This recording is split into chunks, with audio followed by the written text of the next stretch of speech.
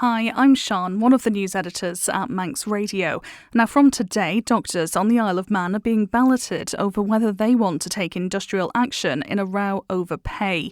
The British Medical Association is putting the matter to vote.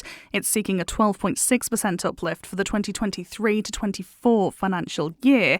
But Ramsey MHK and Treasury Minister Alex Allinson, who's a former president of the Isle of Man Medical Society, says if he had a vote, he'd be voting against industrial action. He joined myself and Ben on Manx Radio Breakfast to explain why. Dr Allinson, you've said you'll be voting no. Why? Well, thanks very much for inviting me on. And I've since found out that, in fact, I might not even get a chance to vote because this is very much about those doctors who are employed by Manx Care. So it's junior doctors, who we now call residents, consultants, and a small number of salaried GPs.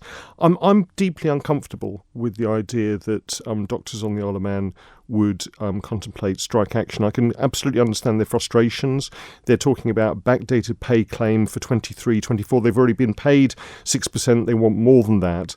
But I think there is a silent majority of doctors on the island who really want to be part of the solution to solve some of the problems we're facing in terms of clearing waiting lists, providing better patient care, rather than being part of the problem, because we know on the adjacent isle where doctors have become more militant, where they've gone on strike, that it has really disrupted services right across general practice, right across hospitals, and really impacted patients as well.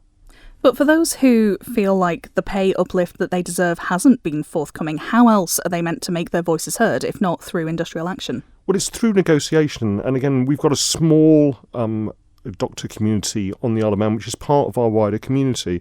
According to the BMA, and they've been sending me emails saying I'm going to get a vote on this, there are 155 doctors eligible to vote on the Isle of Man. So it's a small number of people. They are integrated with Manx Care. So we've now got clinicians and healthcare professionals throughout Manx Care in terms of the clinical directors, including the chair of the board, who understand the frustrations of doctors. We've done quite a lot in terms of recruitment and retention, not enough in terms of primary care, actually. Again, what's saddening about this industrial action is it's all about Nobles Hospital rather than one of the largest areas that needs investment and improvement, which is primary care, our GPs, our practice nurses, our community pharmacists, which is the bedrock of a primary care-led NHS.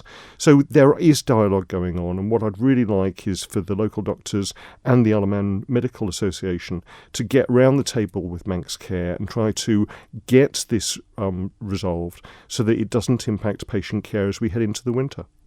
When the RCN was going through a similar process with its members fairly recently, we heard from them talking about how concerns over their pay were essentially putting patients at risk. They didn't feel as focused as they could be in their jobs. Could doctors be in a similar position here? It was really interesting because I myself and Laura Hooper, who was minister at the time, sat down with the RCN, all their members, in a meeting in Kildare.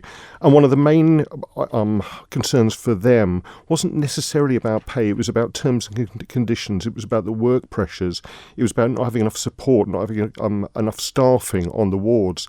And we've seen significant investment going into that to provide a better working environment for our nurses, as well as an upgrade in their pay. We've also seen the same with doctors. We've seen a huge recruitment campaign to get more full-time consultants into Nobles, to create the right clinical teams, to create the right clinical pathways, and the role of the clinical directors and the new medical director to support all that forward reform, to provide better services, but also to support doctors as they carry out what can be very difficult jobs. So I think all that is in place, and I think my concern is that industrial action will just destroy some of the really good work that's gone on over the last couple of years and set us back. The BMA, though, has said that they, in their experience, doctors are overstretched. It's not just a pay issue. Is that something that, as a GP, you can understand? Is that something you recognise? Absolutely, which is why we need continual investment in our health service, but we need to do it in the right way. We need to make sure we have the right number of staff on the wards, the right number of GPs in the surgeries, the access to GP appointments to stop people getting into Nobles in the first place. We've recently had a question that was asked by Mr. Speaker to the current Minister for Health and Social Care about the top 20 doctors on the Isle of Man, which showed that in 2023-24 they were paid £7.69 million. That's the top 20. We've seen really quite significant increases in doctors' pay on the Isle of Man. What we need to do is make sure that they're supported in the right way so that they can provide the increased services that the Isle of Man people actually deserve.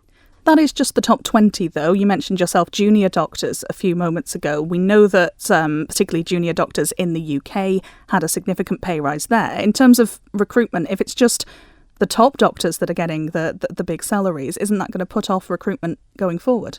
It is, which is why this pay dispute is I think is misguided, because it's looking at trying to get 12.6% right across the board, including those people who are earning hundreds of thousands of pounds. That backdated pay increase could fund the salary of a nurse for an entire year.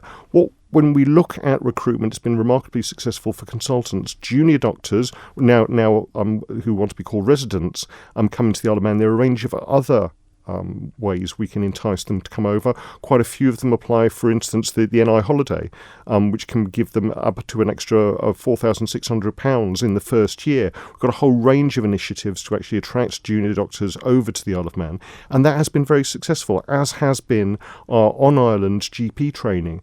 So I think when we're looking at the overall landscape of the medical profession, we are in a good place. My concern is that doctors voting to go on strike, voting to actually disrupt patient care will be completely counterproductive. And it's very much against, I think, the ethos of why I went into medicine and why a lot of my colleagues went into medicine.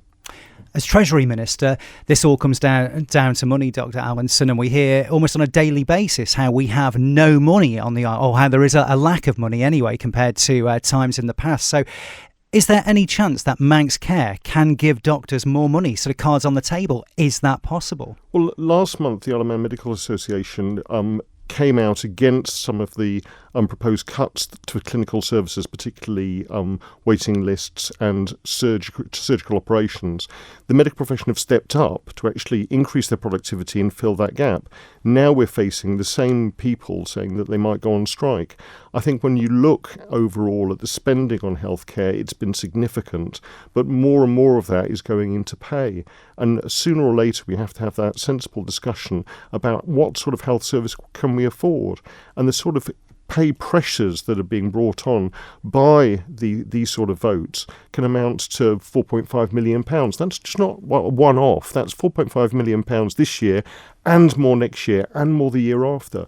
So we really need to get a grip in terms of government spending, which is what the Chief Minister has said earlier on in the year.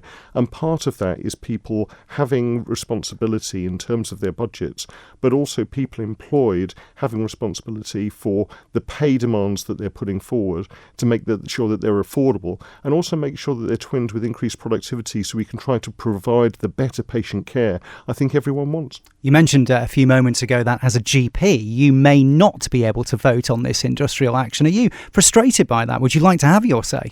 I would actually. I mean, the GPs on the Isle of Man provide an incredible service under incredibly difficult conditions. I think for the last decade there's been a poor investment in primary care. We've seen some surgeries close. We've seen the number of GPs employed on the Isle of Man reduce at the same time as the number of hospital consultants at Nobles have increased.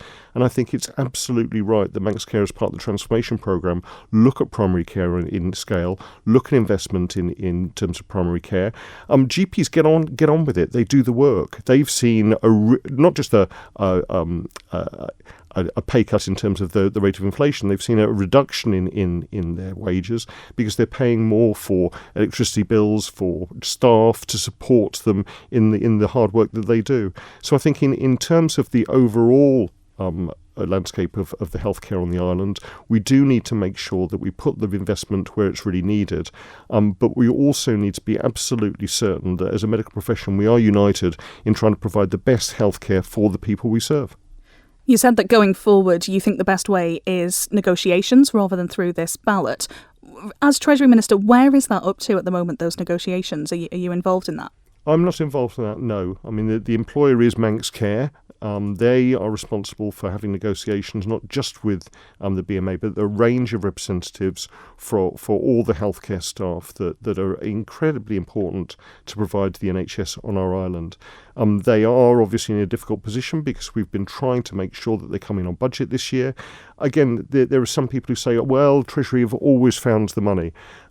We know that our budget is stretched. We know that we have had to make serious and difficult decisions in this year's budget to increase taxation to try to bridge some of the healthcare funding. I want to be in a position to get us back onto a level playing field for the next budget. But these sort of above inflation pay demands are really jeopardising the overall ability for Manx Care to deliver on budget. Thank you for making it to the end of the Manx Radio Newscast. You are obviously someone with exquisite taste. May I politely suggest you might want to subscribe to this and a wide range of Manx Radio podcasts at your favourite podcast provider so our best bits will magically appear on your smartphone. Thank you.